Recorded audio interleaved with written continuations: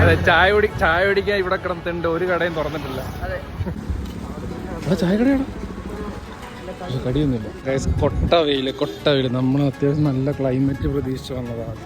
കൊട്ട വെയിലെന്ന് വെച്ചാൽ അമ്മാതിരി കൊട്ട വെയിൽ.